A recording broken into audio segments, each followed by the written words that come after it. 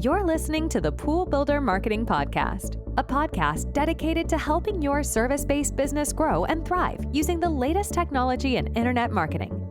And now, here's the host of our show and the CEO of Grow Inc., Matt Law.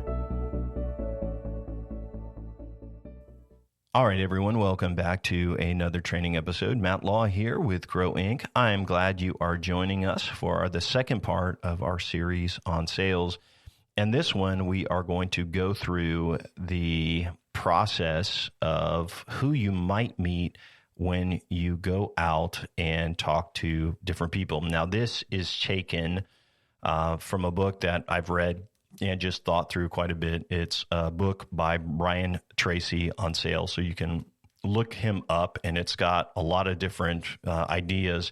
But there's a section in there where it talks about the different types of people that you will meet and how you can sell to them. So if you're going out, you're meeting homeowners, you're meeting, maybe you're doing some commercial work as well, but you're meeting most likely some homeowners and talking to them.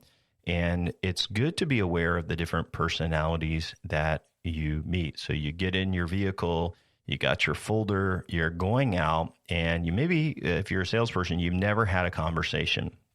You don't really know who they are, and you're showing up. Maybe you know their address, so you maybe know kind of like what part of town it is, how much income they maybe make, but you don't really know them. And you've done your job to be professional, and they've got an appointment booked and all of these things, and you show up.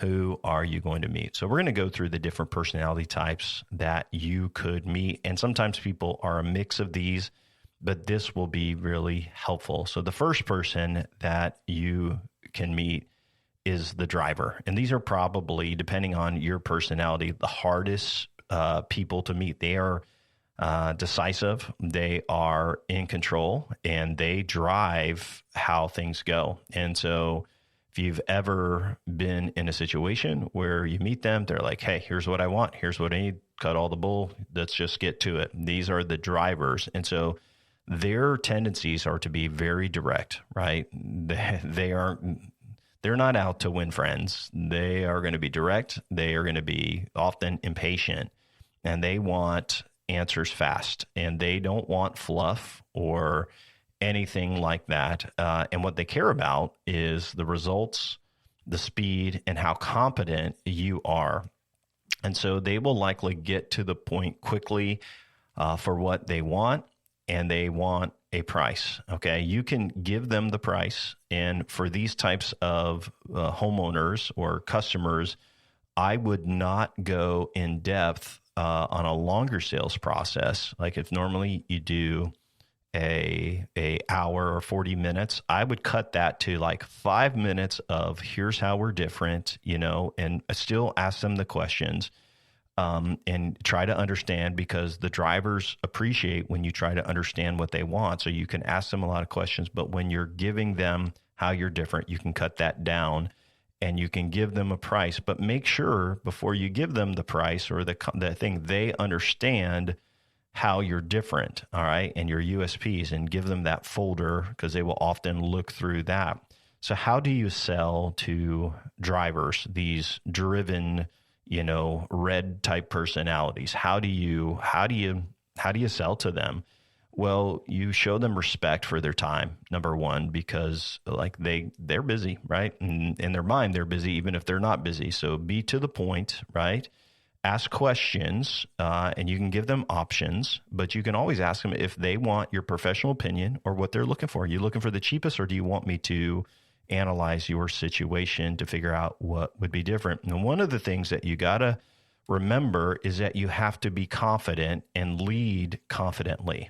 So they may act like, hey, I got 100 guys out here, and their personality types often are, I'm better than you, and you're here to wait on me, and you're lucky if I even give you this business. If you act needy, you actually will lose that sale. And so you have to be confident that you don't need their sale. You want to be confident that you are there to help them and to serve them, but you have to be confident and not needy for the sale, because they will sense weakness in you and then not give you the sale. If you have a time slot, make sure you do not go over that time slot for your appointment. Do not over-explain. Don't ramble. Don't be unsure. With them, what I would do is like, hey, do you want my professional opinion to ask this, or do you just want the lowest price? I could diagnose this for you, and we can have a conversation. And they're going to say, well, what are you thinking? And then you ask them some really great questions, which could then get you a better opportunity to give them really what they want. That's when you usually can help close them, if they give you permission to ask and diagnose the problem or what they're really looking for. If they are like, hey, I just want this, I'm busy, and then I would say, well, okay, based on what I'm saying, I don't really know because we haven't spent time on it, but here seems like the problem. Here's the fix. All right, you could have these two options. We can start this date. Here it is.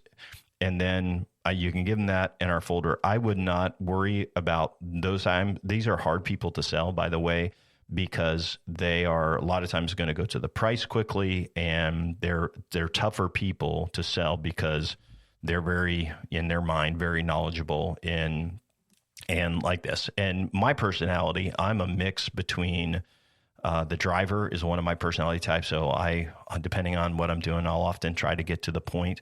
My wife has really helped me to be more aware of this and my personality, and to try to be more kind.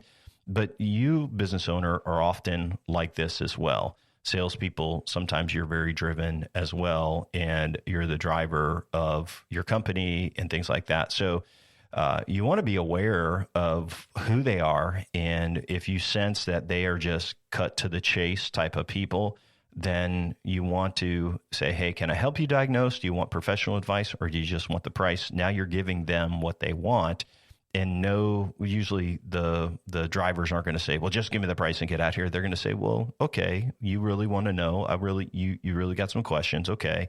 And if you've handled yourself well, you'll get a permission to quote them. So number one is the driver. Number two is the analytical. All right. These are people that are very detailed in thought, in their thought process. And they got spreadsheets and comparisons. And I mean, these are very detail-oriented people. They can often be very skeptical, right? They don't trust anything or anybody. Analytical people, you may not have to ask them questions. They are going to ask you 1,000 questions. And if you've ever been on appointment, a lot of times with the analytical, it's going to go over because they have so many questions. They want lots of ideas, lots of proof. And so you may only have 2 options, but they will make it into 30 options. And they will almost confuse you with all the questions that they will ask. They want proof, right? Well, what is this? What is this? And they're often very slow to decide. And so if you get one of these types of projects, you will think it's going to close, and then it won't. You'll think it's going to close. Nope, still not closing. And these people are uncertain because they're so thinking through the decision. They care about logic. They care about the process. They care about accuracy and organization, and they hold you to a high standard for all of these things, right? For making sure you're logical and that the process is in order and that it's accurate to the T. If you do their project, it better be perfect, because if there's anything off just a little bit, they're going to bring that up to you, right? If there's a little nick on something or a scratch on something, okay, they're going to want to know. And so how do you sell them? How do you sell to analytical? Well, you slow down, right? And you just explain how it works. And then you explain it again. And then you explain it again and again and again and again. You show them data, right? You show them examples. You show them pictures, right? Hopefully your salespeople got pictures of examples or samples with them. You show them everything. You talk about the warranty. You talk about how the inspections. You talk about how the product is the best and how long you've been doing this. And then you pause and you give them time to decide. Most of these people are not going to buy right on the spot. I mean, very rare. Normally the driver could, the first person we talked about, but the analytical person, no, they're going to give them time. All right. And how you can ruin a sale with the analytical is by putting on pressure, because what they will do is then say no, right? So you never put pressure on an analytical person. You give them proof and examples of what to do, and you take time with them and realize that this sale is just going to take longer to close. So don't ever skip details. Go through every detail all the time. You don't want to just say, hey, just trust me, because they don't trust anybody. It's different. An example is like, here's like how we can fix this. Here's what you want. Here's how we will keep it going long term. And you want to give them a vision for that. And ultimately, with both the driver and the analytical and all of these personality types, it's about earning trust. You earn trust with the driver by being direct, by being a professional, and asking good questions and not needy for the sale. You earn, trust with the analytical by slowing down and giving those details. The next person that we will talk about is the amiable. These people are your favorite clients, most likely, right? When you go to a home, they're like, hey, would you like some, cookies, or can I get you some lemonade? Well, I'm in the South, so this is what they say. But like, these are very, very friendly people. And so my personality type is I am a mix between an amiable and a driver, which is kind of a weird mix. But my wife is definitely the amiable. I'm more of the driver, and we're both, after 23 years of marriage, getting more in the middle, I guess. So the amiable people are relationship focus, right?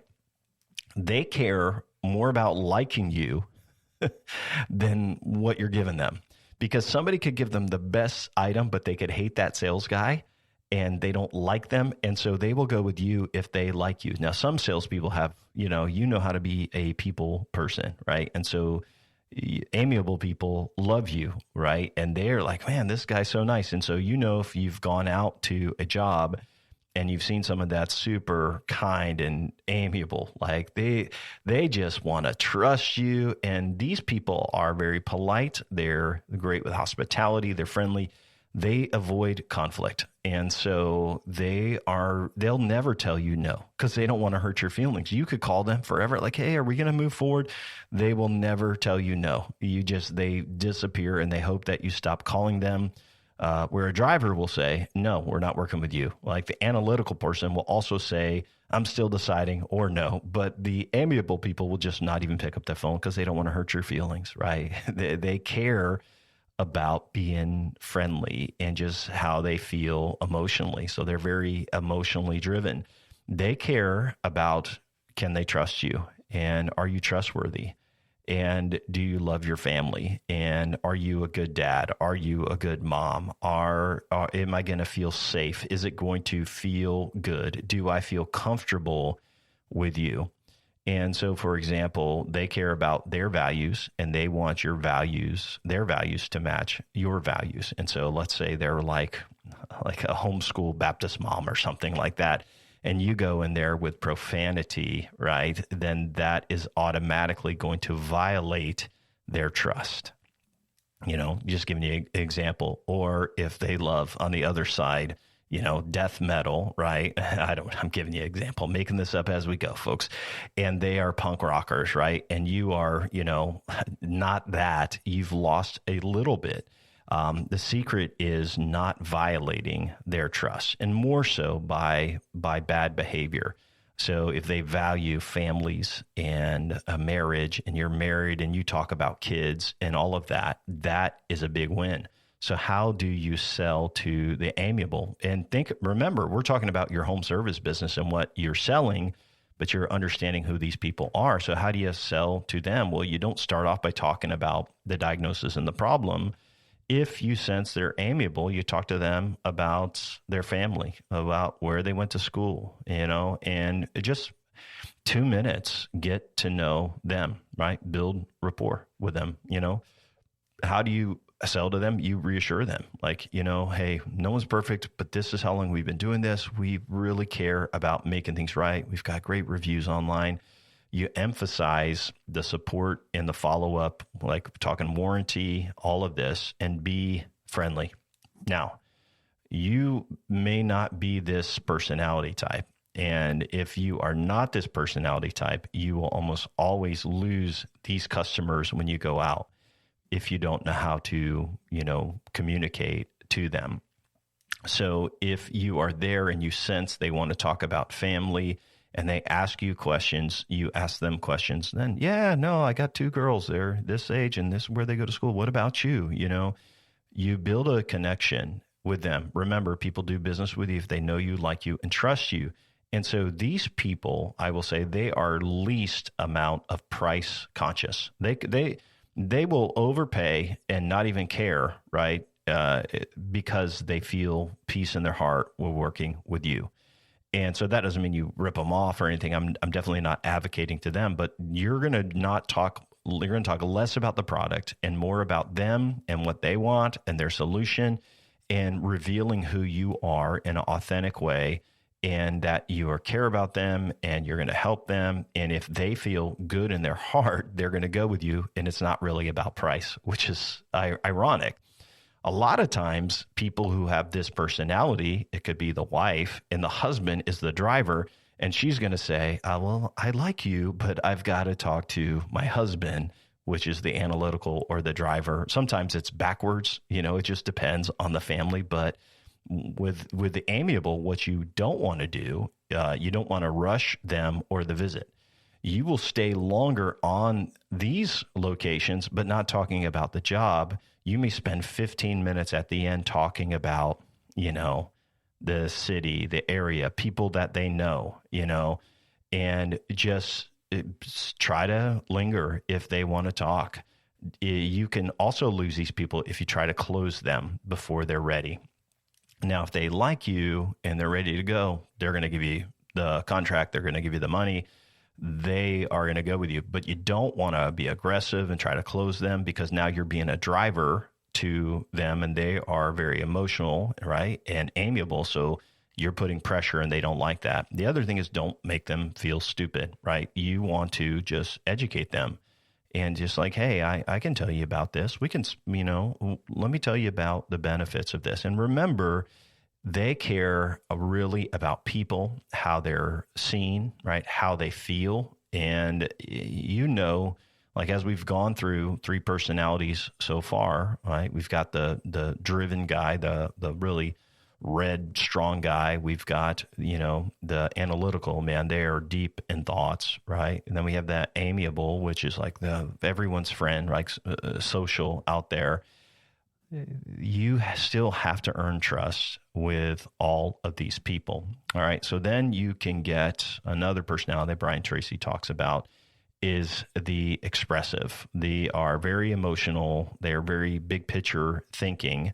What do we call these people? Like kind of ADD, right? I'm a little ADD myself. And sometimes when they're excited, they can talk a lot. They can talk about 1,000 topics at one time. They can seem very excited or stressed, right? They're like, hey, what about this? What about this? And it can come across almost as analytical, but what they are doing is processing details really, really fast. And so what does this expressive person care about that is just all over the place, right? And they, they're kind of a mix of emotional and the amiable, but more to the analytical side. And it comes out where you are talking to them and it's like, I thought I talked about that. A lot of times they will talk really fast, right? They are excited and passionate. So what do they care about? They care about the vision, the big picture, right? They care about how is this going to happen? They care about timelines and outcomes, and they have a million questions in their mind that is scattered, and they are looking for someone to say, hey, slow down. Here's the way we'll do it. You won't say slow down to them, but what you will do is say, like, here's the vision. Here's the outcome. Here's how it's going to feel when it's done. Here's how it's going to work. And what you are doing is giving them the solution. And so when somebody is expressive and they're all over the place, how do you sell them? You kind of paint a picture for them, right? You focus on all right, here's what I would suggest. And if you want, I can walk you through this. You can paint a picture like, okay, it starts here, goes to here, and then you go through that transformation of what's going to happen. You can be positive, but be grounded, because a lot of times they're thinking about a lot of different things, and they're worried about the future and what's going to happen, and almost a little stressful. And so you want to be upbeat, but you want to be grounded.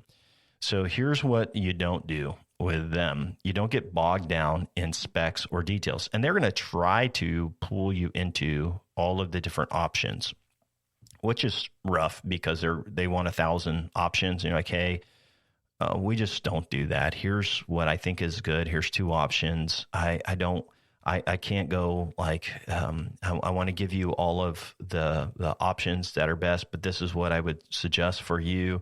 They're going to want sometimes line item breakdowns and like that. Like, I'm sorry, I can't do that. But try not to shut them down, because you will lose the sale. So you don't want to shut them down. You want to give them the vision. You definitely don't want to kill the enthusiasm. Now, what makes this really difficult? Those are the 4 personalities that Brian Tracy talks about in his book. What's difficult is you're sometimes not dealing with 1, you're dealing with 2. And what I want to come back to say is like how you handle yourself with 1 impacts the other, right? So if you're talking to the driven person and there's a meeting with a couple, you're talking to the driver, right? He also has input from maybe the amiable wife, or maybe this excited, expressive wife. It depends on, maybe the wife is the driver, but he is very, amiable and kind. Well, one guy may like you, the other person may not. And so you have to be aware of who's driving the conversation, who cares more. Ultimately, someone may care about, the price more than others. And so you are marketing to both of them. And that's why your communication to them before the meeting, the confirmations, how you show up, how you look, all of that coming to that meeting matters so much. A lot of people, when you are selling, they care about different things. Now, think about this. Like, if people buy on value, there's different value points for each of these different personalities. The amiable person cares about trust and how they feel, right? The driven person cares about quick results, what it's going to cost, like how long is it going to take? I mean, they want to get to the point. And so you have to find the balance of knowing who they are in a very quick way, and then communicating to their need, all right? And this is where this is so important. And most salespeople, if you're listening to this, you probably haven't even thought about some of these things. You have a very short time, minutes and it's not like when I go to meetings, I don't intuitively go back and say, oh, they're this person. And this isn't something I think about. I try to handle myself in a way to say, if they're driven, I got to get to the point. If they want a lot of details, I got to give details, right? If they want to talk family, I will talk family, right? If they're excited and nervous and just all over the place, then I want to paint the picture. I don't think about, okay, this is this person, and I don't worry about that. I've over the years of selling, I've understood like I need to seek first to understand and then be understood. This is Stephen Covey, old school leadership stuff. Seek first to understand and then be understood. Brian Tracy, this is probably the most important insight, and the money part is that he says that most sales are lost because the salesperson sells only to their personality type, not the buyers.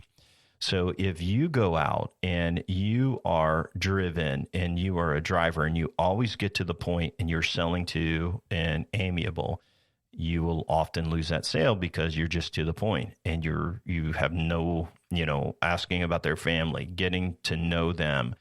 if you are an amiable person and you are going out and you're talking to a driver and you're talking about family and all this other stuff, you've lost that sale, right? If you're an analytical person and you've got all of these details and you're selling to a driver, you're actually going to drive them away because they're like, I don't care about the details. I want the final thing, right?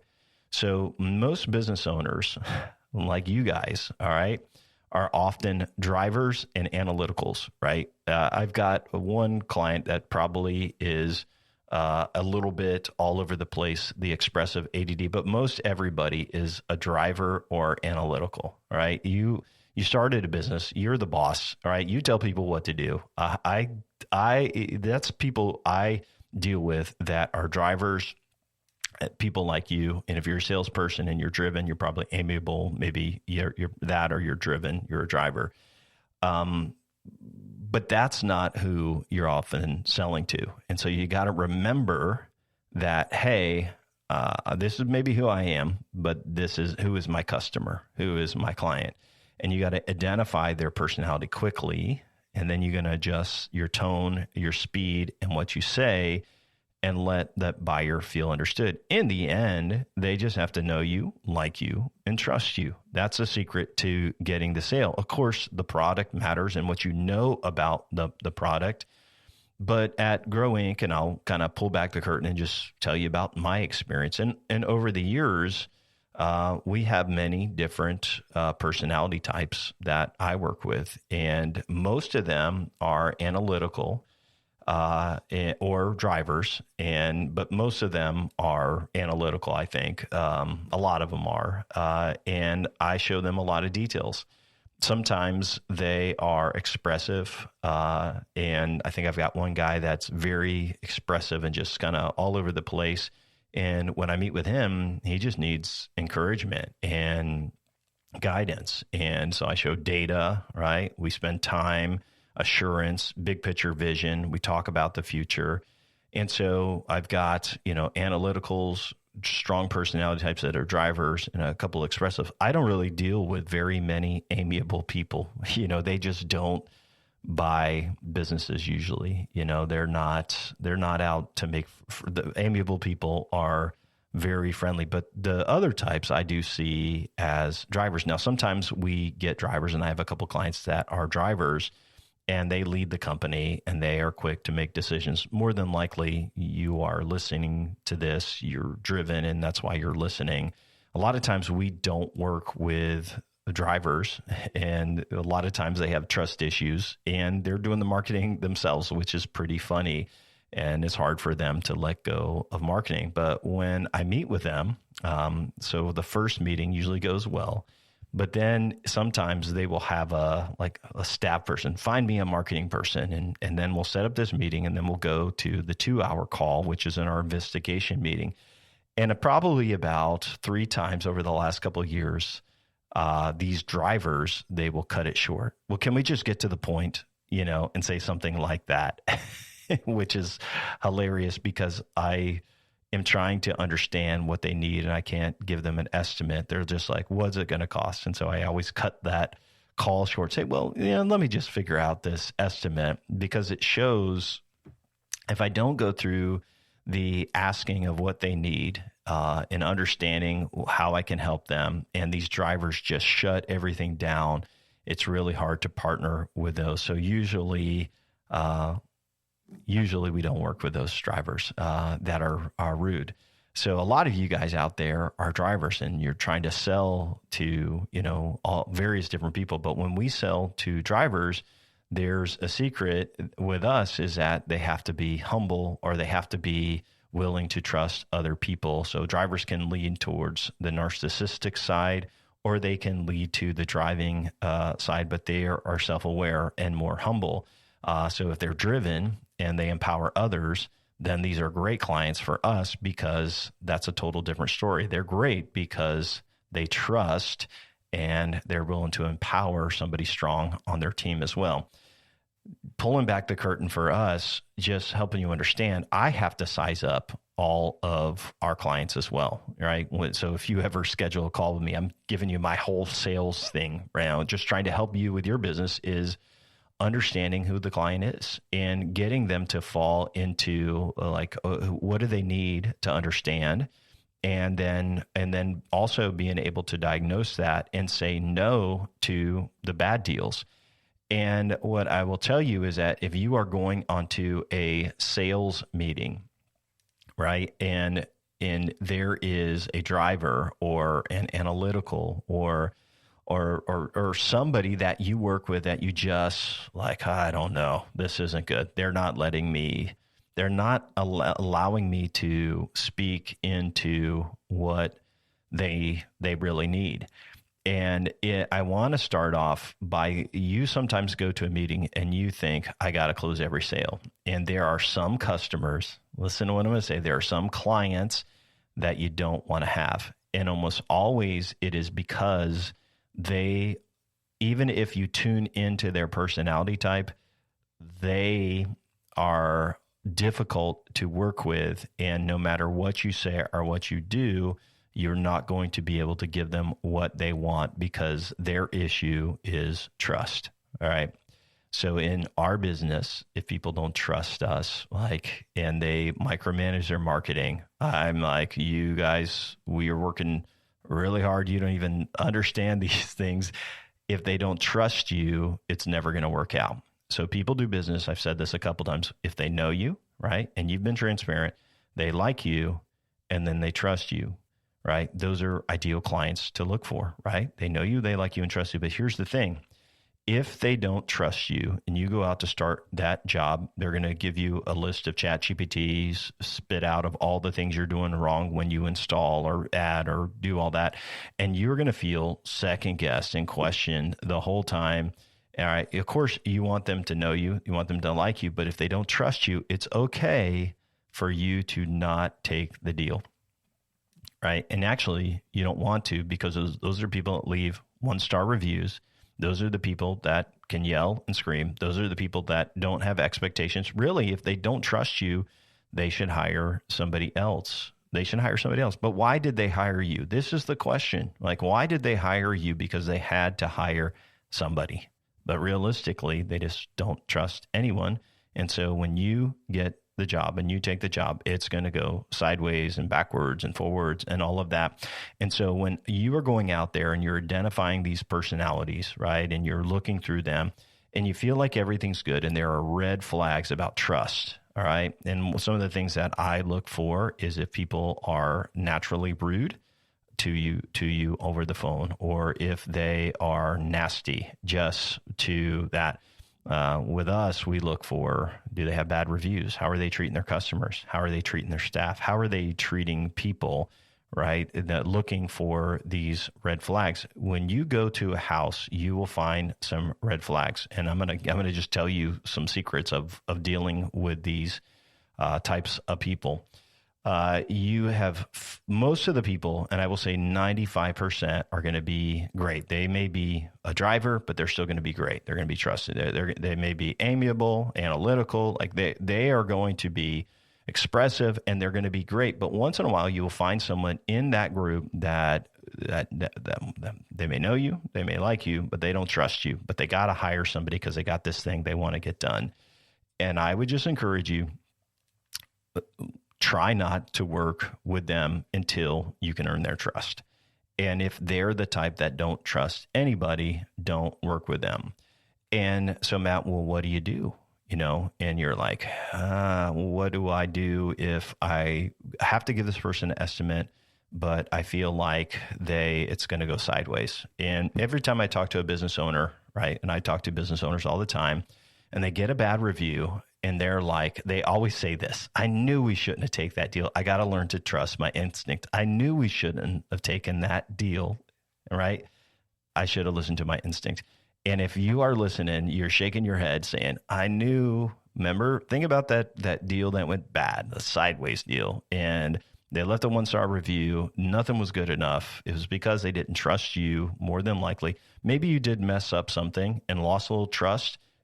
But even when you tried to fix it, they wouldn't even listen because they knew better. All right. So here's what we do. It's first of all, we don't take those types of clients. Thanks for listening to the podcast today. We when hope you're you out found there, today's I would episode just say, helpful well, I don't and know informative. if this is something For I more can help you information with. They about could put Grow heat Inc. on you and to or pressure request on our you. It's free like, hey, marketing blueprint just ebook say it's and not other something resources, that please you do. visit For us, when that's the case, we just www.grow.inc. charge That's 3 times as much. And GRO.inc. if you end up We'll having catch you in the next to episode. give an estimate to someone and you really don't want to do it because there's friction in the relationship, one thing I would do is charge double or 3 times as much. It's called the mean tax, right? It's called the lack of trust tax. It's a customer or client you really don't want to work with, but you charge a lot more. So now some of you guys are going to call or schedule a call with me and you're going to be like, Matt, are you giving me the mean tax? No, I will tell you if I am. Like you'll know right away. It's interesting. I shouldn't even be probably talking about this in our podcast, but I want to be super transparent and help with sales and you guys that are selling. When people come into your pipeline, 95% are going to be great and you could speak to them and you can work with them. And if you position yourself well and you are the right choice and you have a great business, you're going to have a really strong closing rate. But I just want to kind of end this, section on personalities by saying it's okay that you don't take everything and you pass on some deals and you'll be happy that you did. Because that 5% of deals that you get, that one bad job over a course of the month, that is actually going to take you more time, more work, more effort. The people will be rude. They are going to be questioning. It's going to take more work. It's going to cost more money, and you end up going to regret taking that. And if you look back, you will say, "Man, I never should have taken that." And so I basically look out for red flags with clients that lack trust and that are kind of mega control freaks. And if you find those and you avoid them faster, you'll be so glad that you did. And it's something that Jeff, my partner, and I talk about all the time when we qualify our clients. With that said, if you do the same thing and you save yourself the hassle, you'll be happy.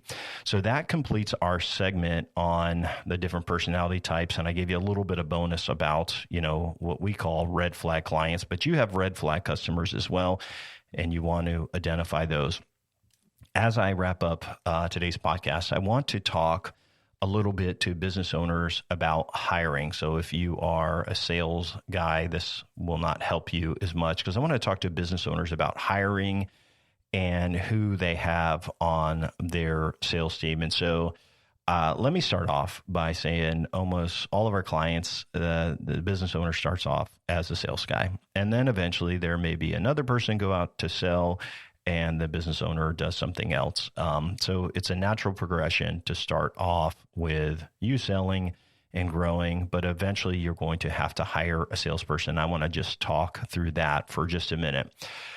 Man. So I've got a client, they have a beautiful marketing engine. I mean, they crush. They started with like 18 reviews and now they have 250, rating of 4.9. The Maps pack goes across the whole county.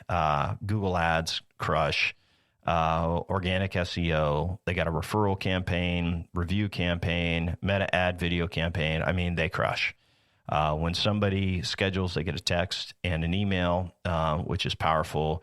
And when it started out, they were just $800,000 and had never generated an online lead. Well, now they generate 100 online leads a month and calls. It's insane. But the owner had to step out of sales. It went from 800,000 to over, almost 4 million. Over the course of a few years and bootstrapping, by the way. And he had to get a sales guy. Well, he stepped out of that role and he's like, well, Matt, we're hiring for sales. We need that. And I'm like, yeah, if you get someone who's worth it, it's great. Pay him well. So he did commission only and he thought it was great. And the guy ends up crushing and the guy makes probably $200,000 to $300,000 a year. Okay. Funny story is, my client called me one day and said, I think our sales guy's going to leave. And I said, I don't think he's going to leave. And she's like, why would you say that? I'm like, well, because of how much money he makes, and nowhere is he going to be able to go and make that kind of money, right? Because number one, you guys got amazing lead engine. He's not really selling. He's just going out and giving the price, but people already want to work with you because of your great reputation, amazing reviews, and all the killer marketing and things that you guys do. I think actually he's not going to leave. Well, a couple of days later, they called me back and said, oh yeah, he's okay. He's fine. And they just had a disagreement. But what's crazy is when you get a sales guy and you have an awesome marketing engine, you actually then can demand more from your sales guy, and you actually can get and control the best sales talent around. So it starts off with having an amazing marketing engine. But when you're hiring the first time, I want to help you with a couple mistakes that you may make if you're a business owner and you're growing and you're like, hey, I got to hire sales. I meet business owners all the time who say, Matt, I got to pay a base, because what if they're not good at, selling, and I got to guarantee some income. And so I had a client a year and a half ago. A guy comes in, he's some hotshot sales guy. They all are, right? Hotshot sales guy. He's like, well, I'm going to need a good base to take this role. And he pays him an $80,000 base. And I'm like, that's crazy. Like, this guy's not worth that. I'm telling you that right now, because he would not need a base that high if he was that great. He would want 100% commission. Well, he keeps them for a while, but that guy just doesn't follow up, doesn't close the sales, doesn't really know anything. And he's like, Matt, what should I do? I said, you got to hire commission only. He's like, well, no one's going to take commission only. Actually, they will. The guy that makes $200,000 to $300,000 for one of my clients as a sales guy, commission only. And since that time, the client I'm talking about who fired the $80,000 a year guy has two sales guys that are on commission only as well. Now, what you can do is you can do a draw where you give them X amount of dollars per month, maybe $10.99, a certain amount. And what they do is they get that. And then if they get commission, it goes against that and erases their draw. If they are a good sales guy, and I hope you hear me, if they're a good sales guy, they're not looking for jobs with a high base. People that are looking for any job will take a sales job with a base. But good salespeople, they're not looking for a base. They're looking for potential, how much they can make. So say your commissions are 8 to 10%, I don't know, whatever it is. If when you go out and sell like high ticket items, if it's 8 to say 10%, or maybe your service guys are selling too, when they are selling, and it's different in every industry, of course, so you have to kind of apply this to your business. They're not looking at their base. They're looking at what they get if they sell or upsell, and what that ends up being. So what I always say is like, make your sales guy one of the best, highest paid people in your team, and look at what their earning potential could be or should be. And this is the secret kind of potion, if you will. If you are a business owner and you are like, I want to get out of sales, I need someone good, right? If you can get somebody that can close as good as you can, which is going to be hard because it's your business, right? If you can get someone that can close as good as you can, you need to look at what they would make if they had your pipeline now, right? At whatever commission rate. So I'll give you an example. Let's say you're running, let's say you're doing on 10 appointments a week, right? Which isn't a lot, but if you run a business, it is. So 10 appointments a week, 10 hours a week, getting there, 20 something hours, right? What would they make at 10% if they sold what you've sold in the last year? All right. Now, if you look, or whatever the commission rate is, now, if you feel like that's not very busy, they could have a lot more, appointments, then you may not be time to hire yet. But if say it's 10 or 20 appointments or a week, right? Whatever that number is that you're doing, if that is a great income, right, then it's time to hire somebody, especially if it will free up a bunch of your time and all of that.